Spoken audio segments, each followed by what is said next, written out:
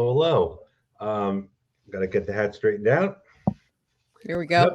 Yep. Well, this is actually LinkedIn Live with my fellow favorite trainer because a couple of my trainer friends had other commitments, and that is absolutely fine. I'm so happy to be here with you, Brenda Miller. Great way to end the year, my Well, friend.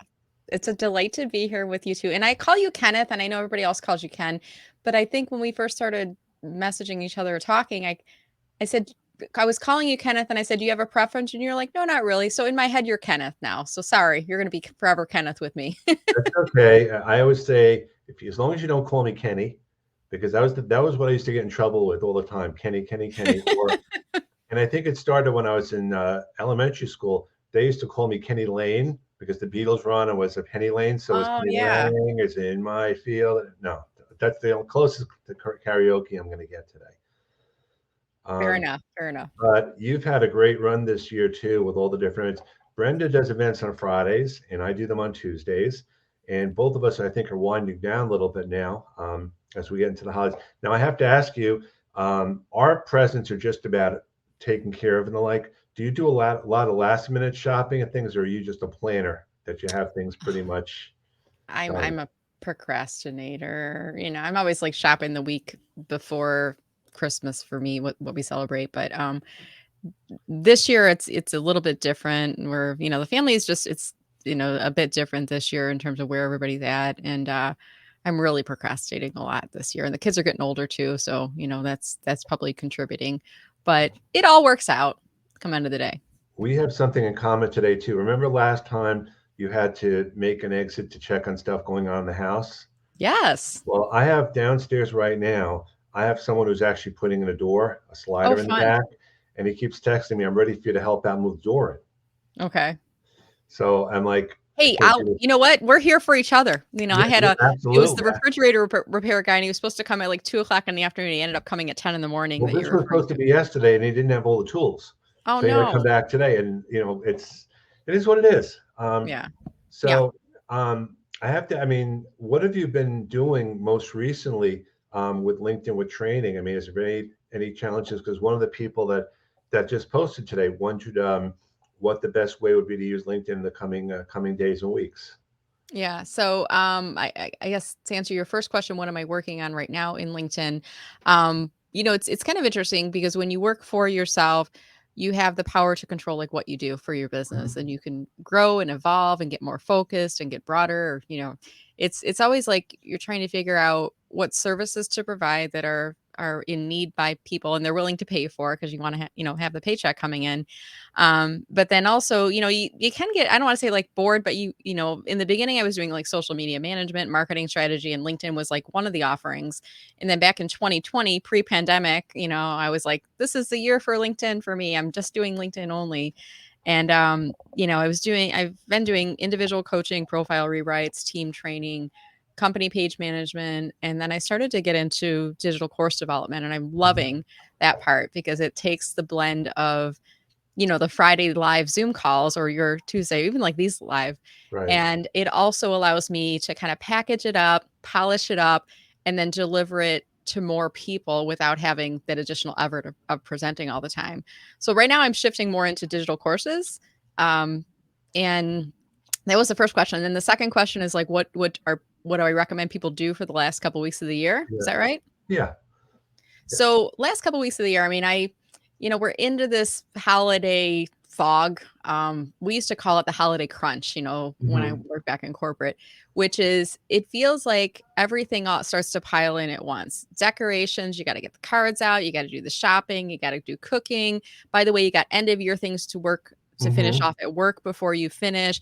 And it's like you're scrambling, scrambling, scrambling, and all this year end stuff is coming up. And none of us have time to be online. I mean, unless you're a LinkedIn trainer or coach like you and I, Kenneth. I mean, Hmm. nobody has time to be online. And I let people know, like, from basically middle of December to end of December, LinkedIn's reach is really declining. Now, there are still people on the network, but don't feel like you have to post at the same frequency as you did all throughout the year. You can do like one year end holiday greeting post and then be done until January. You don't have to do the same level of posting. But in the meantime, if you've got 5 minutes here or 10 minutes there, just go on and see what people are posting about. I think it's kind of interesting because you see different holiday greeting messages. And who was it yesterday that was posting about the candles of Hanukkah? And who was it? Was that Annette? It was, I don't know. I mean, it was in I'm your group, right? blanking. But she was saying that we buy, we have the one, the candle holder, and then there's like a box of 40, is it 44 candles? Am I It's remembering correctly? 44 because even though there's 8 days of Hanukkah, you have to have Right. a one candle on the top. So it's 9 plus 8 plus 7 plus 6 plus 5 plus 4 plus 3 plus 2 instead of Okay. 45, which would be what you think. Yeah, So it's I didn't 44. I never knew that, and I've always, I've always kind of been in awe of the Jewish religion and different cultures and different religious practices and stuff like that. But she said 44, and I was trying to figure out why 44. Is it just like is it kind of like hot dogs are sold in bags of what are they sold in like packs of 10, and then you get 8 buns? It never made sense to me why there's Well, different it's amounts. normally you would think it's 45 and then 10 is 55, but the first night is two, not one, because you need Ah, to have a okay. candle plus the one that lights the candles. So What is it called? The shaman. shamash. Shamish, okay. And I was talking to my husband about this. We were at in the kitchen last night. I was talking. I was like, "Did you know like there's a box of 44 and there's the one that lights the others and they light." And we both hadn't really known about that. So I like even just going on during the holidays to see some of the different traditions and how people are celebrating and like to ask questions. Like let's get in there and have some conversations about it. So that's my advice for all of you. Don't worry too much about posting as No. heavily as you did because there's not as much activity, but it's okay to go on LinkedIn over the holidays because there's still some of us hanging out over here. And it's funny because I actually posted about this. It was about 3 years ago this week that I lost my last consulting job. And Mm. basically, I was thrown under the bus, and whatever it is, it doesn't matter. So I figured I'm going to get my next job at some point. But then 2 weeks later, I broke my wrist when I was in the Oh. city. I fell off Mhm. the curb, and then I said, "This must be a sign." So for Yeah. a few weeks I kind of didn't do too much because working with your left hand is kind of challenging when you're Mhm. right-handed. And I said, I'm just going to this is the time to figure it out, to start a business or something. And then Clubhouse came, and Yeah. what I realized, I could do this. Yeah. But it was hard in the beginning because I like, do I really want to do this? Maybe I want to go back to work, maybe I can't do this, and I had one foot in, one foot out, and then I'm like, the heck with this. So this is fairly I thought you were longer as Well, in here's the thing. When I was consulting, I used to do this on the side to okay. try different things out. And I figured Mhm. that was the safe thing. And then finally, I kind of went for it. I figured now I know enough about what to do and not do, working on weekends and on at night. And then I said, let me just make a go of it. And Yeah. it was the scariest part was that there's nothing to hold you like if you fail. Yeah. There's no safety net, right? There's no No, guarantee. I there's mean, no safe. it's almost like you're working a commission only job, Yeah. but you don't have a boss you're working for. And the thing you need to like, I don't know if remember coming to this realization, there's no cap for your income. I mean, No. once you like accept that you control your destiny and there's no cap for your income when you're self-employed, then it's like, then you just got to think about how do I do more of what I like to do and find people who are willing to pay for it, Well, that right? was when I started my first my we tried to figure we could cut corners as much as possible. And the first thing we realized is since we can't go out anyway, we started cooking. So I learned to cook, and Mhm. Paula cooks as well. And we were cooking for weeks and months ahead because we Mhm. just couldn't really afford to go out to eat. And it wasn't worth it. It's like, why do I want to pay this when I can do that? And we were doing closet cleaning. We were putting stuff on eBay, on Facebook Marketplace, just to kind of, Mhm. and it was a different type of cleaning. But that's how I can Mhm. relate. I mean, things did pick up after a little while, but in the beginning, you remember being on Clubhouse all the time, and You got me on Clubhouse. You were you're like you're like, "Brenda, you gotta check it out." I'm like, "Kenneth, I don't have time for one more thing." Like, you're like, "I'm spending hours over there." I'm like, "Where are you finding hours? I can't find hours." But you were right. I mean, I got pulled in because the LinkedIn team was on Clubhouse doing an yeah. audio event about I don't remember what it was. It was like a big splash announcement about something, and then we all got on there and we're like, "Well, they didn't really tell us anything." Do you remember Remem- what that Do you remember was? the time when LinkedIn went down? We all met up on Clubhouse in a room and said, "Are you having trouble getting on LinkedIn?" Yes. Mhm.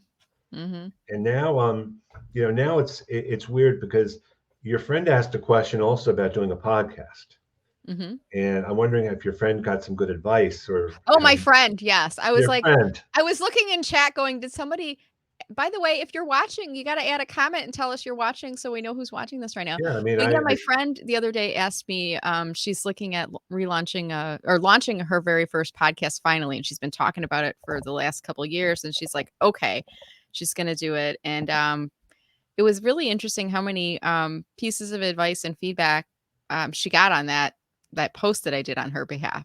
So it was really nice to see and I that. asked my friend for advice too. Yeah. I do want to do some call outs now because there's some people that we both know here. Sue Griffey, two of my fave experts. And Sandra Weiss, maybe I don't know if she was the one that actually put it up or not. What's that? The post about the candles. I'm not really sure. I don't think I'm gonna look and see if I can figure out who it was. I Sure, wanna say it was Annette Richmond, if I'm not mistaken, but I could be wrong. you could be. And that's one of the things too. We just have a blast just chatting, and I remember how scared to death I was reaching out to you way back when, and Oh, it's that's a true funny. story. It's a true story because you had this list, Oh, yeah. and I'm like, oh my god, these people must be. I mean, they are amazing. Don't misunderstand, but it's like, Brenda, I just want to get to know you. I want to know a Yeah. little bit more. I mean, would you be able to connect with me? And I'm like, Brenda, sheepish introvert. Like, well, should I do this? Should I do this? And oh my god, I'm you just know, a person it's, like, funny to hear that because I remember being but the it's same way about true. other people on the platform, but, it reminds me of that movie, I'm just a girl, talking to True. a boy, and, like, we're all just, like, human beings here, and I just try to surround myself with really awesome people and learn from them. And I think there's something we all should be doing as well as we are growing ourselves in our career, in our industry, and we're holding on the hands of people that are reaching them down to us and helping to pull us up. We also need to be holding a hand behind us in line and helping others that are starting their journey and bringing them along. I mean, what a great world this would be if we know that we had people out there that were looking out for us to help to guide us, but also that Mhm. we were paying it forward and reaching back to help others that were just getting started on that journey. So for that reason, I'm really glad you and I connected. Absolutely. And I know we've tried as much as possible to try to figure out how we're going to meet in real life. Yeah. I finally met with Rachel this year, I and saw that. It was so cool. Yeah. Sarah Clay is going to be in New York next week, so a bunch of us are going to be meeting there. She's out in England, Okay. but I got to get out to Detroit. Well, For, or I might come out. I've got a sister-in-law who's on Long Island, and at some point we might go visit her. Um, okay, I think she's coming here next summer, so I'm not sure when we'll be to New York again. But that's just in a hop and a skip from New Jersey, right? It's not too far away. um, well, this is the thing. Distance wise, no. Yes. Travel Mhm. wise, I make this. New York City. I am about 15 miles away from New York City. Okay. But if I'm going to drive into the city, it might take Mhm. me an hour and a half. Right. So I take public transportation, which is one of the advantages of being a senior citizen. Senior citizens discounts. Yeah, we do the train too. So she's on Long Island and it's about a 45-minute train ride to the city when we go in. But it's been a few years. I mean, it was definitely pre-pandemic before we were there before. So I And it got to was give you the a last time I congratulations to your older son who's graduating. I saw, the yeah. pictures and everything. That has got to be such an amazing thing to think about how your kids have grown over the years and all that. Yeah, it is. And it's keeping our fingers crossed that he crosses that finish line because it's a little struggle some days with senioritis setting in. Yeah, I do remember that very well because it happened recently. But it's. I remember we talked about when my kids learned how to drive and your kids were driving. That kind of toughened me up more than anything I could ever think about for an interview. Mm, Just mhm. being in the car. Yeah. There's a lot of analogies to how parenting helps you to become a better leader, manager, Right. coach, trainer. I mean, there's so many stories we pull in from our families and our kids, right? Kind of to what we do for our work. I think it's all the life lessons because it's all the life lessons because you learn from experience and you learn Mhm. from things you can and can't do. And Mhm. even today on this call, I'm thinking to myself, I can't wait to hear from 5 or 6 people. Yeah. What's that? And then it's the last minute, can't do this, can't do that. So I'm like, I'm prepared today to do a LinkedIn Live with all the people on the chat, and I'll give them an invitation if they want to join me on the stage. And thank you for coming, Brenda, because we talk about how we just deal with things on the fly. Mhm. Because I joke about this too. I started doing these on Tuesdays because there would be no one in the house then. Then, of Mhm. course, stuff happens.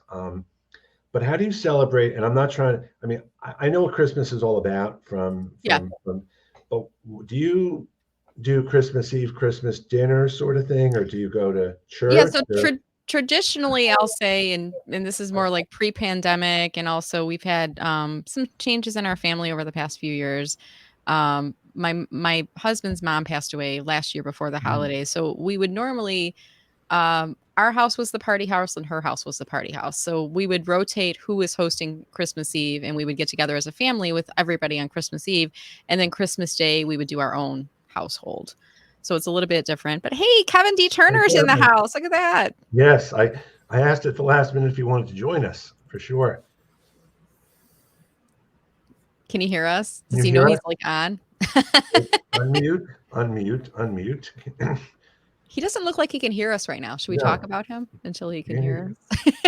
He can't. Can I can let's hear do that. you. Can you hear Wait, us, wait, wait. Symbol? Because then he'll go. Can he? He can do like the private chat while he's going inside there. This is the beauty of live video. You know it's really Two, live when three, you have issues. action. Yeah. Sometimes it's an Okay. issue of if they have like earbuds or the Yeah. Apple. But, Cindy, this is something, and I wanted to bring this up too. I changed my LinkedIn profile for this week, the picture to Yeah. this. What do you think about that as something, even changing a picture from a branding perspective? I mean, instead of just the headshot, but do a couple of things like that. Do you support something like that? Are you asking me? Yeah, I'm asking. Yeah, I can't. absolutely. I I mean, can ask Kevin, but he won't respond. I know. We'll just keep talking about. I think I can now. Oh, there he Okay, goes! okay. Yay! I don't know why my default goes to crazy places sometimes, Too many systems. Could you hear us talking about you though? Like, I could not even hear you. I couldn't Oh, hear okay. you. I Okay. couldn't. Well, I Well- might have been able to speak. I don't know. But Well, we're just having a chat here, and we were talking about LinkedIn, of course, and how great it was when I first met Brenda, and how great it was when I met you. And this is something to be said for we're just a great giving community. I absolutely agree. That's So the best part of LinkedIn, right?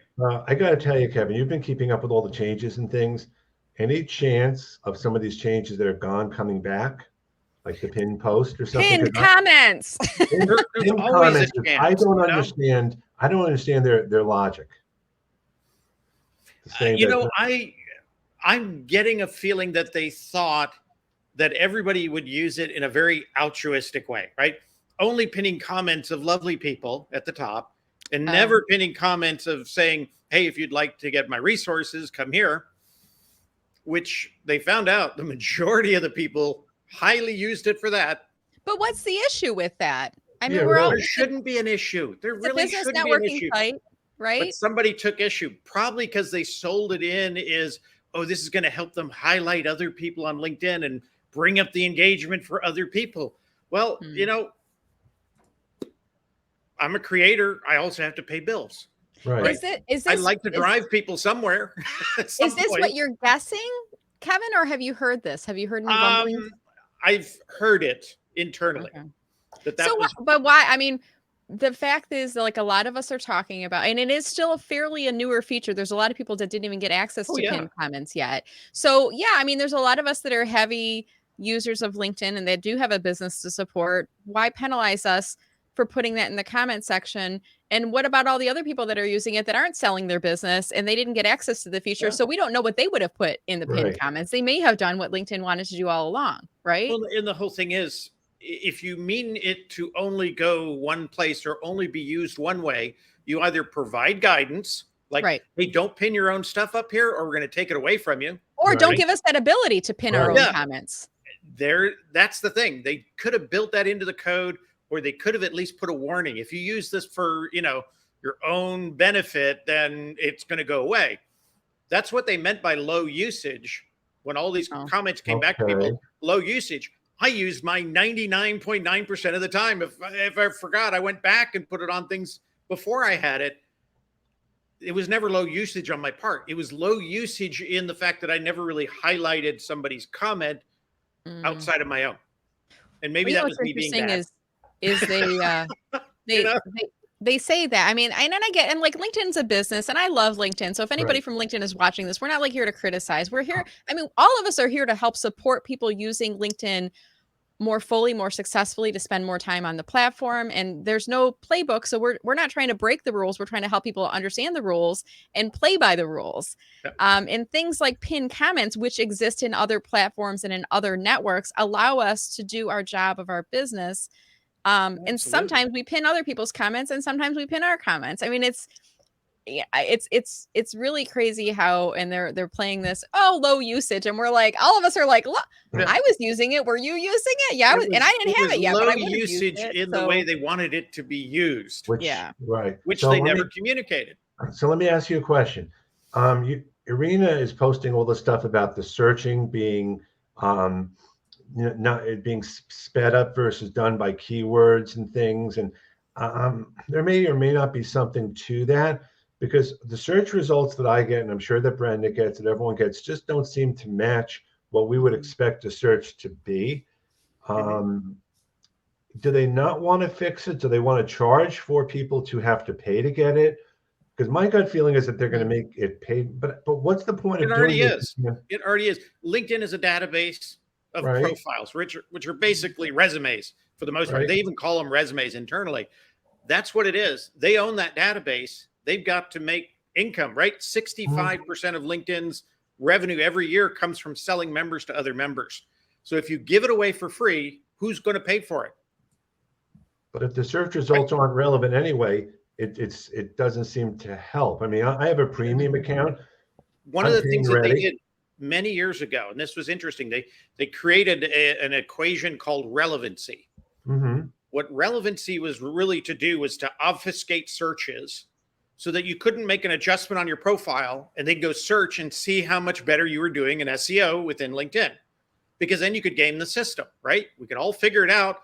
You could go in there, search, I moved up 5 places. That was because I added this.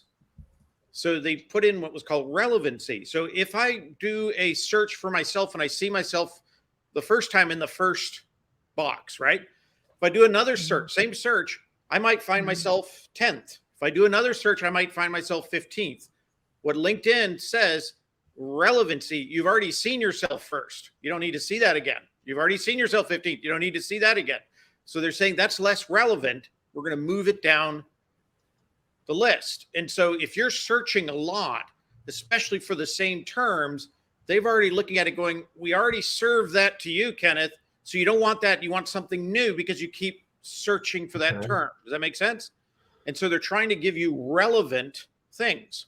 Now, there's other factors that come into play with LinkedIn, even things as simple as when you pick a title on your profile, right? You could have no content in that experience area, and LinkedIn through AI is going to assign you skills, right? So you could do a search for somebody for digital marketing, and they have no digital marketing on their skills or in their profile, but they have director of marketing as a title. They might come up top in your search. You might look at that and go, that has nothing to do with what I want. So there's a lot of different factors that are kind of creating that searchability, but LinkedIn doesn't really have search there for us to not pay for Sales Navigator or not pay for, talent solutions. The search really there is to find people we know, right? Okay. So if I'm looking for you and I'm not connected to you, that search will always give you at the top if I can give the right information in that search. That's really what that search box is for, is to find people, not to find people described by skills and industry and blah, blah, blah, blah, blah. That is what you have to pay for. So if people have questions about LinkedIn, this is like a perfect opportunity to ask Kevin, myself, and Brenda. Just post something in the chat and we'd be happy to ask you questions. I mean, Sugar, if you asked about the date we connected, that I believe is actually back right now. Yes. When you do that, was gone for a little while. And I don't know if that was because of us complaining or if it was just the fact that they realized that I don't know. It was, they heard that people were upset. When they removed it when they put on the about this profile. They used that data in a different place. They removed it. They never thought anybody cared about it.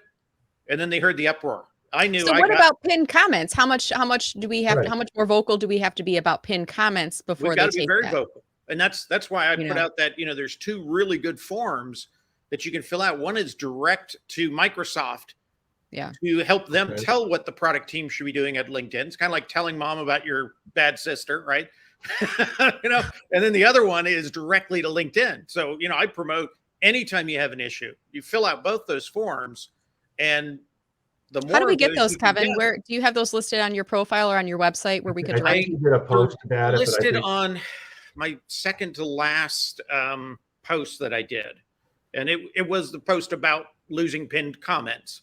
Okay. And from that post, we got a little over 90 of those forms filled, both of them, 90 of Okay. each. They hear that, especially when it's coming from Microsoft and they say, hey, you guys over there, why did you pull off pin? Because it sounds like they really wanted it.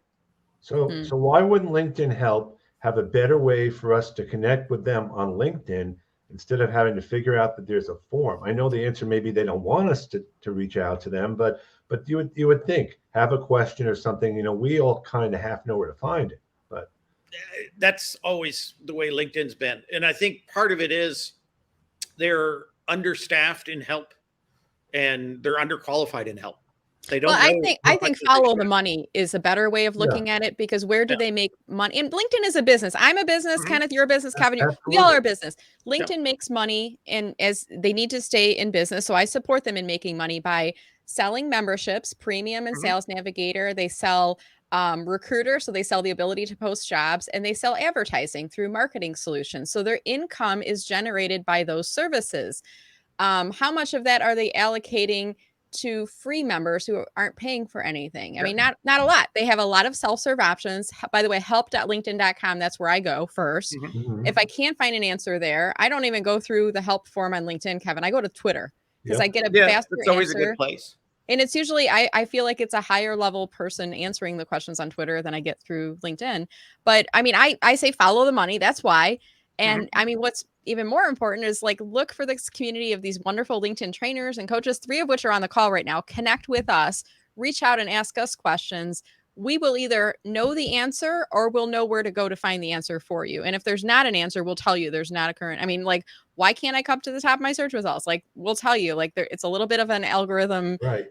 We don't know. Everything's changing I mean, on we things all are the we time. are LinkedIn supporters. We Yeah. love LinkedIn. We Mhm. live in not die with LinkedIn, but we love LinkedIn a lot, and we want to in some ways because of LinkedIn being the way it is, it helps our businesses, which is Mhm. both good and bad. But it's a frustration when, and Brenda, and I'm sure Kevin, you can relate to this. We do presentations and we have to change the presentations or move things around because it's not valid anymore, but it was valid last week. Yeah. Yeah. No, nothing's permanent in that. It's always changing, but that's also what keeps it exciting, in that sense. I mean, what I missed from a demo standpoint was when we had Find Nearby. I mean, that was such a cool thing. So now, yay, Rachel's in the house. Yay. Well, Having I'm her, actually surprised that Find Nearby lasted as long as it did right. because there were a lot of privacy issues with it. Yes. If you think about it, you could identify somebody nearby, stalkers were using it, right? And so there were a lot of issues. There was a lot of, I think, lawsuits filed because So of it. So, now that But Rachel's it on the was only call, working if you had that part of the app opened at the time. It wasn't like running all the time in the right. background, like, because you wouldn't come up unless you had it open and the person was in the room with you, right? or if you'd opened it and left it open. Hmm. A lot of people, used it once, never realized they had it on, then it was always on. And so Okay. you go to, somewhere public and people are tracking you down. And Hmm. that was the issue. That, it should have been like let me turn it on and it stays on for 30 minutes, right? So you go to a conference, I Hmm. can pop that and people can find me real quick. I don't want to be found. It should not be on by default. And it was once you turned it on. And I think those were some of the kind of those issues. Okay. Is that like the Life 360 of LinkedIn? You can stalk people. All the But moms. there wasn't it was automatic though, Rachel. It wasn't, like Life 360, you have to add people in and they have to approve you, Yeah. right? Right. Right. Yeah. So I think Rachel here, I'd be curious to know your take, Kevin, on the automation that's going on there now and the way they're trying to clean up stuff. And I don't know that they've made a heck of a lot of been successful with it, because I'm getting so many more. I'm still getting the same salesy, connection-y things that have nothing to do with me, and having just a focus in another inbox doesn't seem to be enough. I mean, Yeah. do they really are they really trying to figure this out, or they want this just for the numbers of the people that are on the platform? I mean, the problem is that you can't. It doesn't make them stop sending you connection requests through those. I got 2 back to back yesterday, exact same message, exact same company. And I actually just put together my newsletter. I don't know when I'm going to launch it, but for the worst connection request of the year. And one of them is the same thing, like 2 exact same connection requests, same exact one after the other. Yeah. one right after the other. So this was just another example of that happening. I have yet to block and report them. I will. Don't worry, Kevin. Good. But I think the focus, I don't think it's that great. I wish that it would be really nice if in your inbox, you could just report something as spam. You just can't. It's not so easy to do. I mean, I just moved them to the other, Right. but I wish you could just report it as spam like you can on your email. I've been There's a undertaking. spam bucket in messaging that you can put things there in is. spam, and LinkedIn will supposedly analyze that so that it is doing better when it delivers to you. Do you have to enable that though? You have to do it one by one. Every time Okay. something that's spammy comes in, you can send it to spam. Okay. Instead, I block and delete. Yeah. So that's my option, because I don't need it. I don't want it. It's not part of who my network is. And so I Yeah. want to keep them outside of my network. So I leave it at that. I just keep it simple. It's, to me, I think LinkedIn is doing a lot to fight fake profiles for that same reason that Brenda was talking about. Follow the money, right? Mhm. LinkedIn makes its money by selling members, other members. The better that data is, the more money they can make. If I'm buying files and they're garbage, they're fake, I'm saying, hey, I want my money back. Yeah. 30% of that, I want my money back. They want to clean that up so that when they're selling data, it's clean data. To clarify, they're not selling our data. They're selling access to serve ads to us. So just No, I mean, if I have Sales Navigator and I want your stuff, Brenda, I can get your contacts and everything. I can do that through Sales Navigator. So I can get, your profile. I can get contact to you. I can send you information. Okay, fair enough. Yep. Selling access. It's Yeah. all about that 6 degrees of separation. Within 6 handshakes, you can meet anybody in the world. And that's why they cut you off at 3, right? So they can sell you to the other 3 or the other 3 to you. That's the whole business model. I mean, it's simply crazy. It's brilliant, in that sense. But the better that data is, the more money they can make. And so they want to get rid of fakes. They would rather have less members, but the data is really good, than to have more members and have really cruddy data, because then they're filing complaints from customers who are buying into things like Sales Navigator and saying it's always junk. I don't get good stuff back. I don't get good information back. So, I mean, that's a big piece of it. And, they spent about $180,000 hiring somebody just to go after fakes, to start up a division. Can I offer a suggestion to LinkedIn, Kenneth? Yeah. Sure. So if anyone from LinkedIn is watching this call right now, and maybe they're sharing it within the LinkedIn headquarters and whatnot, like literally contract and hire somebody from the LinkedIn training community to work with you as a consultant. Literally, we will help you. We will help you. We will help you to understand what we're seeing that's working, what's not working. We will help you to understand the feedback that's coming in. We will help you to understand the questions. We will empower you within the LinkedIn training community to support your business goals. If you want us to help to sell your solutions so you can stay in business, let's make a direct conversation about that. But, we're doing this for free for you right now. And yes, we are building our businesses on this, but we are supporting you as a platform wouldn't it be great to have an expert working with you? And maybe it's not a one person, maybe there's a panel of coaches and you rotate through different We people. talked about that a long time ago. But I'm putting it in here because maybe on LinkedIn. They've always been of the opinion that they know better inside than those people actually using the platform every day. And I think that's always been a mistake. I agree. Yeah. I had an opportunity to talk to a couple of people on the product team a month or two ago. It was a really fun conversation, but honestly, it's like there were things I shared that seemed surprising to them. Like they didn't necessarily. They don't know their own product. Right. And I was like, there's a whole community of people that love this platform and we want people to use it the right way. Use us. Like, amen, Brenda, use us. We're here. But I just, I'm like, I don't want us to be like us versus them. And I sometimes, I've been saying this lately. I literally have a job because LinkedIn is confusing. Like that's what my whole business is built off of. The fact that I help people. If they ever got it right, we'd have a lot of time off. Well, I think it's such a powerful network, and I understand, you can't have too many clicks and too many things explaining because it clutters things up, and I understand that, but it is confusing for a lot of people, and we really do want to support. I mean, yeah, we all have our own beefs with LinkedIn. They probably have beefs with us too. They're telling people how to figure out the algorithm. Well, yeah, because people want to use LinkedIn, and if it doesn't work for them, they're going to leave. So we want to help them to understand as it relates to staying within the rules, and then you got other people in the background. They're doing paid pods, and we know it. We know they are doing it. They're gaming the system. We are not. We're trying to help people to use it. So this is what I'll suggest to LinkedIn.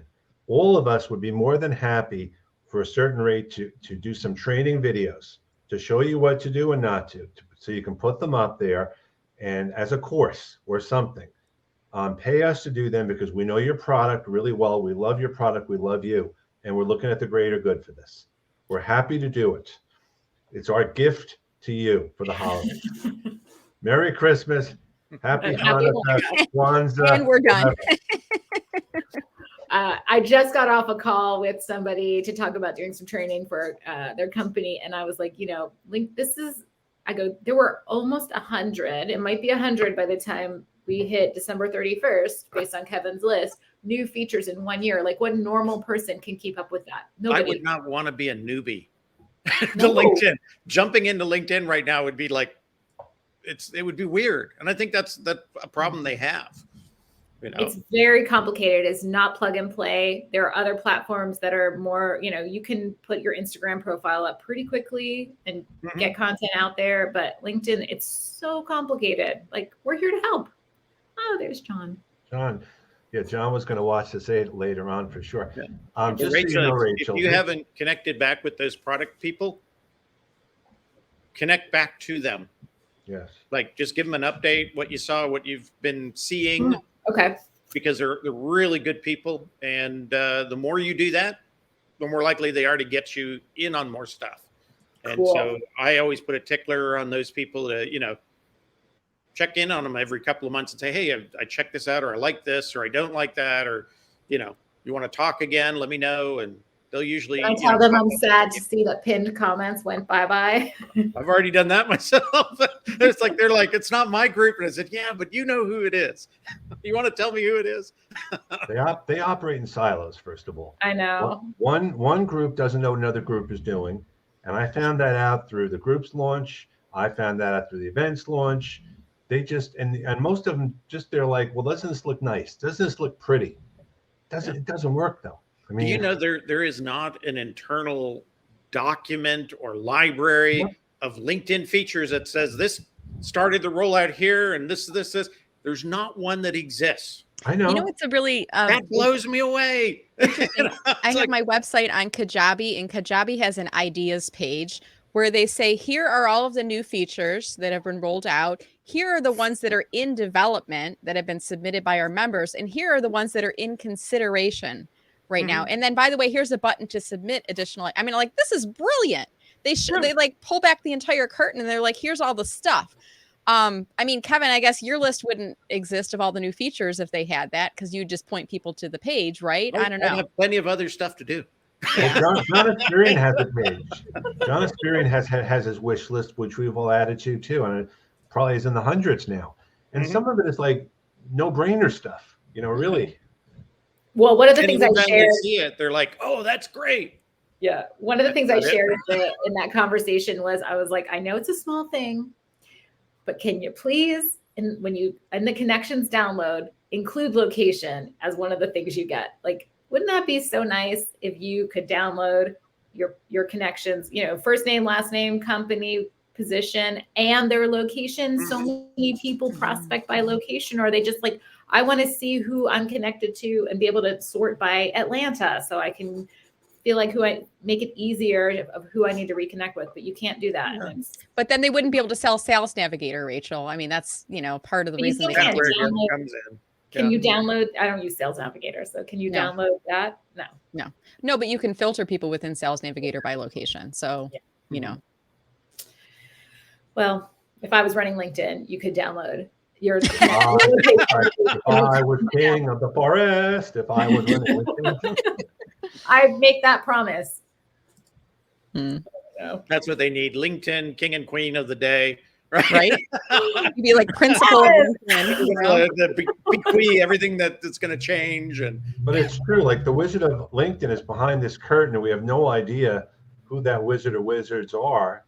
And if we pull the curtain back, who knows what we find? I don't know. That's so funny. I want to be queen for the day. Yeah, that would be fun, wouldn't it? I wouldn't even mind being queen of LinkedIn for a day. It'd be fun. Hilarious. So what I wanted to say, Rachel, is I'm doing something a little different this year with my automation. What I'm doing this year is I'm going to do the request I've gotten the most of in terms of spam, because I think that's the thing that would be most interesting. So what do you think the one I got was? The one request I've gotten the most this year from a spam standpoint? I just feel like Bitcoin is so like 2020. So probably not that. Maybe to something about what you like about how to pitch your own services, like something about LinkedIn training. Or I have gotten at last count 250 requests for taking a PMP course. Oh, really? I haven't gotten one of those. No. And I get 4 or 5 sometimes a day from the same bot, slightly because it's so my thing is there's 5 or 6 I get all the time. So that's going to be my presentation this year at the end of the year instead of the good, bad, and ugly. The ugly and the uglier, maybe, or something. I'm just going to tease that my number one worst connection request of the year is absolutely spectacular. And as soon as I got it, I was like, this is number one. There's nothing that will ever beat this one. So that's just a little teaser. Oh, are you posting about it? Is that why you're not telling us what it is? Yeah. No, I just put it's my next newsletter. I think I'm going to put it out next week. Well, it's got to be good because there's been some doozies coming across all of our messaging, Yeah. There's been some crazy ones. Mm-hmm. Rachel, is the newsletter, is it on your profile or your page? I'm going to drop it into comments for people right now. I'm helping you. It's my profile. It's that Rachel recommends. It always feels kind of weird. Like I always feel weird dropping my own links in, but I always like dropping them in for other people because, it's just a good thing to do. Thanks. Appreciate it. Rachel recommends that one? Yep. Okay. And that's the thing too. Like I also feel, when I'm doing something, I want to promote other people as much as possible, but I don't want to. And I think amongst ourselves, we want to be very, very respectful of each other too, because we all are doing something, and that's the whole. Did you pitch it to me? Collaboration or something, Brenda? Was that coopetition? Which is a great term, and it's extreme. It's so great because, we all learn from each other. You guys are like my networking friends now. And I hope you feel the same way about me, because I think it's so important to build that safe network where we can just bounce ideas off each other. And I wish everyone continued success. There's a whole LinkedIn pie, hint, Brenda, for everyone. Social media pie. There's more than enough pie for all of us, and as we share slices with each other, we actually get more of the pie. Is the way to think about it. And that's not just me and LinkedIn coaches. That's like everybody on the platform, right? It's the never-ending pie Can mine be chocolate though? Because I'm not a big fan of fruit pies. Well, Absolutely. here's the thing. I long for a pecan pie. Um, I have to deal with blueberry. By the way, Rachel, New Orleans was wonderful. Mm. Oh my God. And I know you're going there next week, I think. Mm-hmm. You've been there before, right? Not since I was like in my early 20s. It's been a long time. It was beautiful. It was great there. I mean, my stomach We're is still. excited. It'll be fun. We're gonna eat a lot. That's the plan. We're just basically eating for 3 days. We used to go there for the New Orleans Jazz Fest, the whole group of people, and it was always just crazy. But it's a fun town. Yeah, it'll be really fun. We're going on like a Well, one of the things I did at the start of the pandemic is I sat down with Paula and I said, where do you want to go when the pandemic's over? And we sat down on my phone and we listed 25, 30, 35 places that we would go. And we're starting to go through that list. It's like, because we had no idea how long we were going to be inside. Mm-hmm. So little by little, we're going through the list. That's cool. So we have our plans. What? It's a good thing to do. Yeah, because we figured with nothing else to do. Incentive to get through it all. So I know that. Go ahead. Oh, Kenneth, I was checking my email because we're all like probably multitasking a little bit as we're here. Yeah. But I just got an email hot off the press from LinkedIn right now. And I'm being a little facetious on this because they say we've made it easier for members to keep up with your content. So everybody check your inboxes. It's I from got the that LinkedIn, email. it's from the LinkedIn team, and they are excited to introduce a new feature. A new feature, Kevin. Yep. I'm going to use air quotes. New feature that enables us to manage our connection requests with ease and grow following more rapidly. Here's what's changing. When LinkedIn users send an invitation to connect with members that have enabled creator mode, they will now automatically begin following these members. I think that's been happening for the better part of 6 months. That's not new. That's been okay, going on but for it a while. is. It's an email. We just got, I mean, maybe it's rolled out to everyone. Maybe the last person got it yesterday. I don't know. That's usually when those things happen is when they know it's not going to crater. It's been out there, right? Their new news is sometimes our old news. Yeah. And then the second thing is all creators that had pending invitations to connect were automatically followed by the members that sent those requests. I don't understand that. It seems like that's the same thing they said in the first bullet. Well, that was before they changed over. So if you had older requests and maybe you didn't accept them, those people are now following you anyway. But I don't know. That's a little weird. The first one says did you get the email, Kevin? I did not. There's 2 bullets and they both say the same thing, I think. I don't know. Maybe it's just the user perspective and the LinkedIn creator perspective of the same. Maybe. But it's basically, go ahead. I think that's what it is. I think it might be like from the user and then from the sender and the sendee. So this is only for people that have enabled creator mode. Hot off the press, everyone. When you now send an invitation to somebody who has creator mode turned on, you will automatically be following them, which has been happening for a while. But maybe it's new because it's a wholesale across the whole platform. The tires have been properly kicked. There's nothing wrong with it, quote unquote. It's working. I don't know. So Kevin, one question I've always wondered. Okay. How does LinkedIn determine the rollout? Is it by server? Is it by location? Is it by we're just going to throw a ball up in the air and see what lands? The only time that it will like nix a location is if there's any privacy legal rules, right? So like China doesn't get very many rollouts right now. Right. Europe has to get a rollout, but it has to abide by GDP. So sometimes they're on a default that we're not. But every time they go out, the standard at LinkedIn is 5 waves. They're randomized, right? They increase in size and they are set up to fix and adjust as they go along and to review during those waves. So average standard rollout of those 5 waves should take 30 to 90 days. That's kind of an average if everything goes well. Like pinned comments wasn't at 35 days, something like that before it was stopped. So it never completed its rollout or anywhere near it.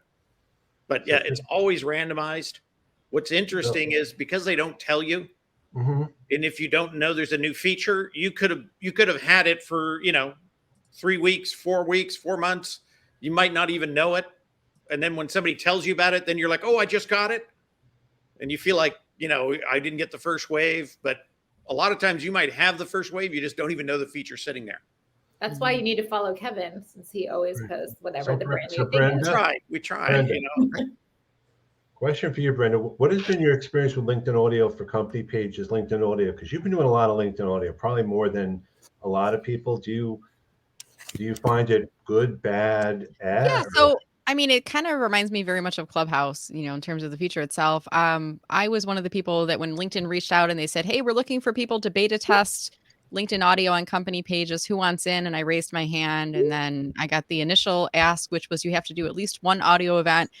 And when I got the feature, I immediately did an audio event with no promotion of it because I wanted to figure out how it worked. And I wanted to do so with nobody, not really a whole lot of people on in case something broke. And I'm glad I did because there was a couple of things that were a little different from my admin perspective than I had been on people's audio events. And then I started launching a series. I did every Monday, I think it was starting in the beginning of November, I did a LinkedIn audio. It was focused on personal branding for the experience rich. The first one, it was like crazy how many people I had on it. It reminded me of when I first got LinkedIn Live and how many people it reached. Like it really pushed it out to a lot of people, I think. And then because I was doing it every Monday at 1 p.m. Eastern, people knew to look for the event for the following week and they knew to come back for it. And they knew what the topic was. So they started telling other people about it. So from that perspective, I mean, it reminds me very much of Clubhouse. As a woman, Rachel will appreciate this. We didn't have to do hair and makeup for coming into. I mean, even today, I am like, I gotta go grab my hat. I gotta put some lipstick on. I mean, you guys are so lucky. You can roll out of bed and roll a comb through your hair, splash some water, and you're good to go. This takes time. It's at least 5 to 10 minutes of like getting the prep, the makeup and hair and stuff ready. So I like that. You don't believe that Kenneth and I take a little extra time? I'm sure it's there's no right. I know it takes a while to style your hair and put your glasses on. So, but in terms of, I mean, it's very similar to Clubhouse, audio only, and when I did mine in the first few weeks, I brought people up on stage with me, but I was doing 30 minutes and that's really not enough time to bring people up on stage. So I decided not to bring people on stage, to do a broadcast only. And I would use the reactions feature kind of to engage the audience. I would encourage people to connect with each other, message each other, stuff like that. So, I mean, it was a cool feature. I will continue to do something with LinkedIn audio in 2023. I don't know if it'll be a weekly occurrence or not, but I don't know if that answers your question. No, I mean, this is as much for the audience as anything else. I mean, I know in my case next year, I'm going to be taking a little bit of a pivot with some of the stuff I'm doing, just out of necessity, because I'm going to be spending more time having in-person events finally. So I think that's going to be really important too. Rachel, what about you? Anything that you're planning on or that you wanted to share right now, or? Yeah, I mean, I still do my weekly LinkedIn audio event with Bobby Umar. So we trade off hosting every other week. I'm hosting today at 4. We're talking about our favorite LinkedIn features for the year. Kevin can't come, sad. I'm going into it. And that's actually been, I think it's a good tool for multiple reasons. Again, it's, being on LinkedIn, it's an easy way to show up every week. The heavy lift is putting the event together, which I wish would be a little bit less work. But one of the things I noticed is that when you create the event, so like I created the event for today on Saturday, and I got, whatever views I got on it, like let's say 700 views on that event, on that post. It will push it out again when the event goes live today. So I've noticed that usually the views on those posts tend to double on the actual day of the event. So it's almost like a secondary post, or it gets pushed out again. And it always adds new people and new followers and new connections, and added some new business for me. So I think it's a worthwhile tool for to continue with. And it's, if anybody's considering LinkedIn audio, unless you want to do like Brenda does as a broadcast, which I think is good for 30 minutes, get a friend, like bring somebody, do it with you. It's really hard, I think, to get up there by yourself. And like, sometimes you have to, come on, people, come up on the stage. Makes it easier to kind of break the silence when you have somebody to talk to. But my focus for next year is I'm really trying to shift to be doing a bunch of team training. I want to help teams with their LinkedIn positioning and presence, and because I think that there's a lot of opportunity and a lot of bad brand messaging out there. No offense, companies, but you can do better. And I'll help you. What about you, Kevin? Any idea what the changes are going to be in 2023? Hint, hint. No. I've not been able to figure out what pattern they're heading towards, in that sense. I am fascinated by a lot of the AI that people think is going to help them do better writing on LinkedIn, better posts, better this, better that. There's so many issues with it. And that's actually my next newsletter, is diving in deeper into that. It's interesting. There's some things in some ways it can help, and there's other ways where it can take you down a really bad path. It creates a lot of mediocre stuff. And for some creators, that might be all they need is mediocre, right? And for the rest of us, though, it's just going to crowd, I think, the airways on LinkedIn.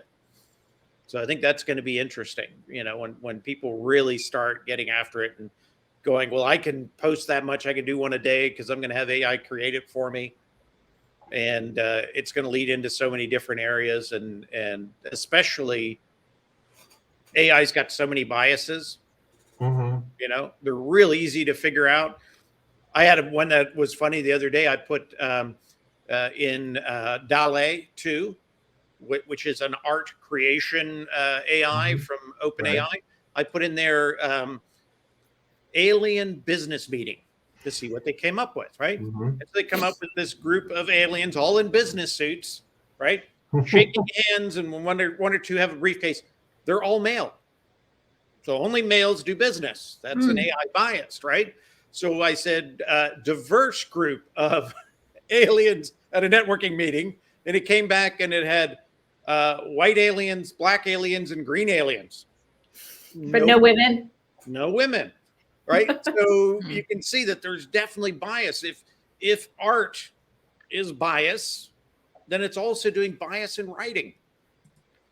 And when you look really at interesting things, a lot of them will actually tell you, if you actually read that little bit of fine print before you use some of these creative tools, it'll tell you these things are definitely biased. These things could, put things out there that, you don't really want to be known for. So double check all the content before using it.